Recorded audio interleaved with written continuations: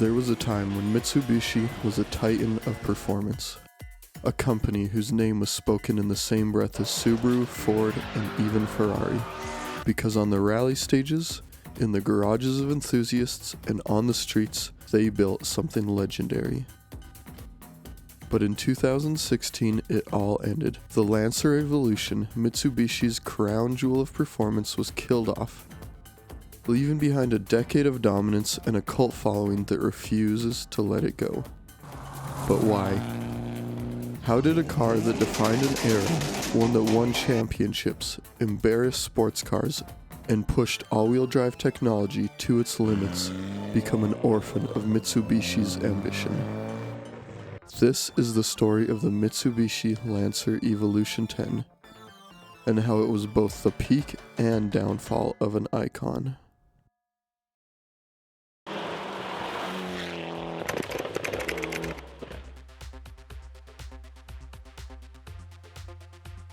To understand the Evo X, we have to go back before its arrival, when Mitsubishi was a different company.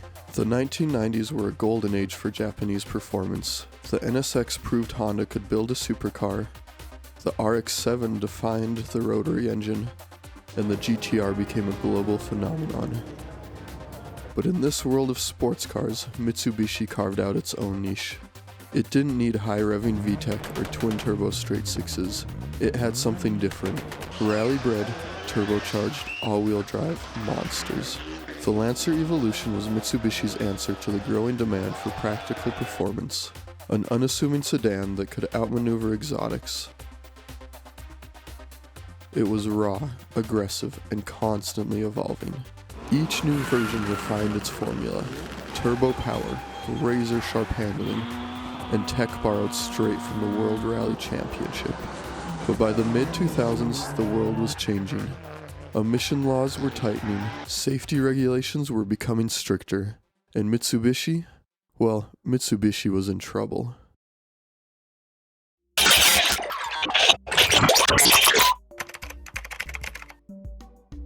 At the time, Mitsubishi had bigger problems than just making fast cars. They were bleeding money. The company had been rocked by scandals, recalls, and financial losses that threatened their very survival. The Evo, a halo car with limited mass market appeal, wasn't a priority.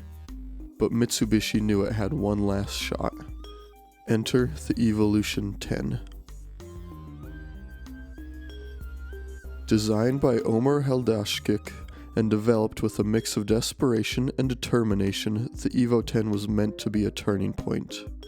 It debuted in 2007 with a completely new engine, an aluminum block 4B11T, replacing the legendary iron block 4G63.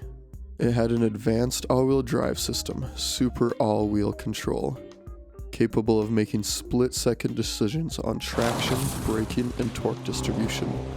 And for the first time, it featured a dual-clutch transmission, bringing lightning-fast shifts to the rally sedan world.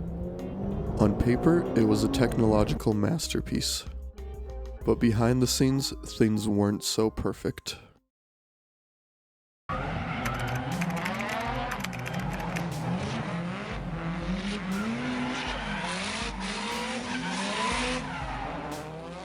For all its engineering brilliance, the Evo X was different. It was heavier, it was softer. Some called it refined, others called it neutered.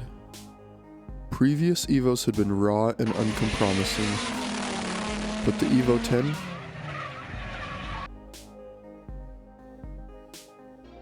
It was a car that had to balance performance with global regulations. Fans noticed, journalists noticed, and unfortunately, buyers noticed. Mitsubishi had spent years making each Evo faster and sharper than the last.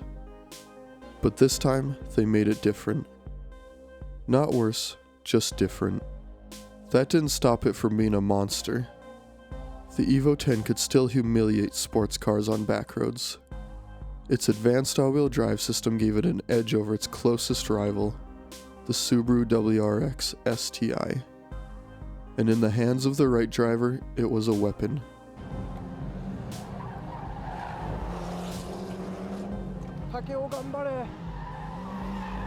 But Mitsubishi had other plans. While the Evo 10 was holding its own, the company was shifting gears.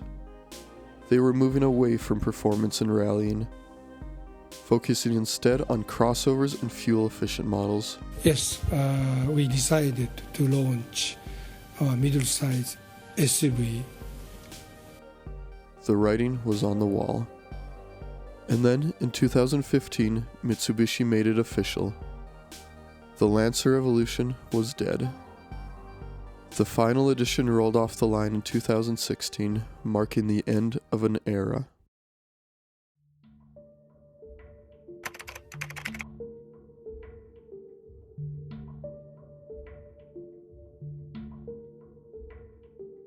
The end of the Evo wasn't just a loss for Mitsubishi, it was a shift in the industry. Enthusiast sedans were disappearing. The WRX was one of the last survivors. The Focus RS came and went. Even BMW's M cars were becoming heavier and more complex. The Evo had been one of the last true rally-bred machines, and when it was gone, it left a void. But the Evo 10 didn't just fade away. It gained a cult following.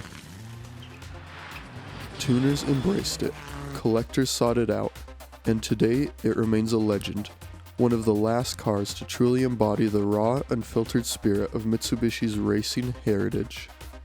Ironically, while Mitsubishi moved on, the Evo 10 refused to die.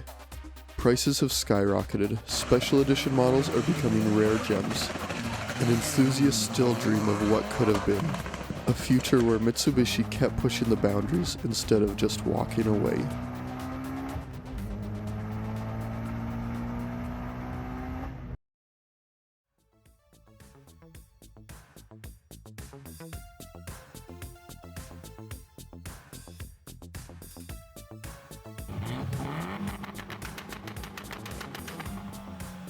So, was the Evo 10 a failure? That depends on who you ask. It was the last of its kind, the final chapter in a saga that started on dirt roads and ended in boardrooms. It wasn't the sharpest, the fastest, or the most beloved Evo, but it was still an Evo. A machine that carried the DNA of champions, even as the world around it changed. And today it stands as a reminder of what Mitsubishi was capable of. A rally legend, a technological marvel, a car that refused to go quietly. The Evo 10 may have been the end of the line, but its story, that's far from over.